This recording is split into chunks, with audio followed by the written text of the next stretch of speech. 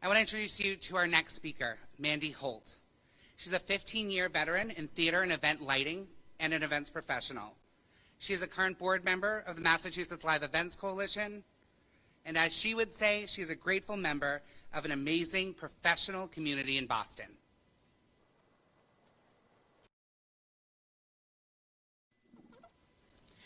Hi. I struggled with what to write for this because we've been advocating for ourselves since July, and we're demanding extend PUA, we're demanding PPP loans. Advocacy exhaustion is real. So I'm not going to stop, though. I'm not giving up. But I do want to acknowledge a lot of feelings that I imagine we're all going through right now, and I wanted to share a message of encouragement. My name is Mandie Holt.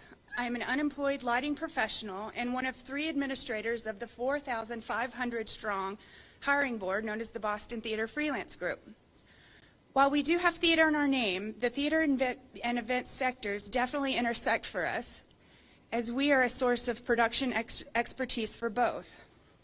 Established in 2012, we are a collective of production and design professionals who have recently been forced to adapt ourselves to a resource board. We post unemployment questions, self-advocacy opportunities, and free online trainings. However, sometimes I wonder if we were to take down the guidelines for the board and all the members were to use the board to just post their feelings about the current state of the world, their careers, their dreams, their reality, what would that look like? I'm going to take this opportunity to offer a message of encouragement to my friends and colleagues, because I know things are getting dire.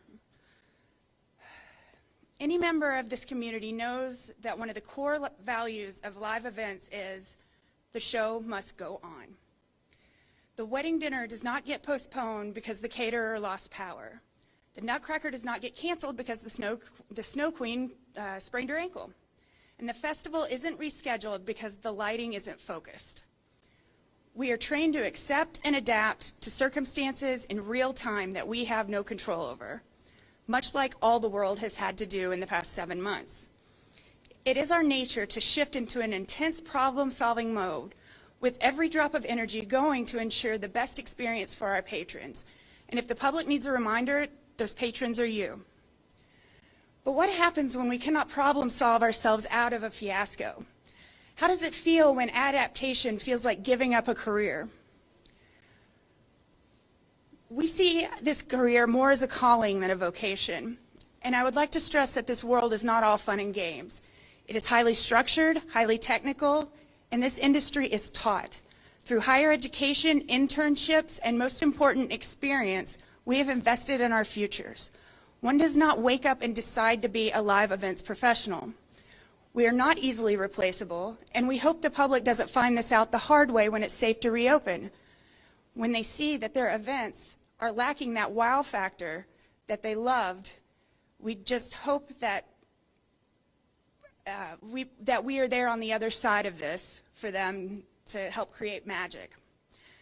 We have been operating on unknowns for 7 months now, and for an industry that operates on plans made 6 to 12 months out, it is a stressor to which few other industries can relate. But I remind my colleagues to look at this in a way we have been trained. It's in our bones. It's a state in which we thrive. The show must go on. What does this mean? When I sat and thought about it, to me this means playing the long game. It means that no matter what happens with this pandemic relief bill that incidentally has been sitting on the Senate's agenda for 5 months now, we will adapt. It's time to address reality for many of us. The reality is our industry won't fully come back for up to 1.5 years. The reality is that we cannot depend on our elected representatives to make anything happen regardless of fault. The reality is that we have to survive. But consider this. Acceptance is not defeat. Acceptance inherently means the show must go on. Maybe a strategic job search for positions that would allow you to survive until you're called off standby to come back. Perhaps it's moving back home till we get through this. Maybe it's getting that master's you've been thinking about. Perhaps we could be trying out industries that could complement the technical knowledge used on site. Maybe it's starting your own little business based on your own unique talent. I know I'm hustling into landscaping, and I find it really fulfilling, and I still get to make things pretty. All of our realities are different. Perhaps it is best for you to go all in on a new career, and that's okay too. That is acceptance. That takes a lot of courage, and you should be proud of yourself if that's what's best for you. But for those who still long for a life in live events, I encourage us to live in the moment and be grateful for what we do have. If you have unspent energy or stress, advocacy for what's important to you is a great outlet.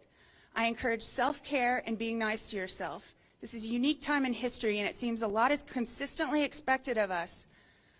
Let that go. Enjoy your moments. Continue making the next right move for yourself.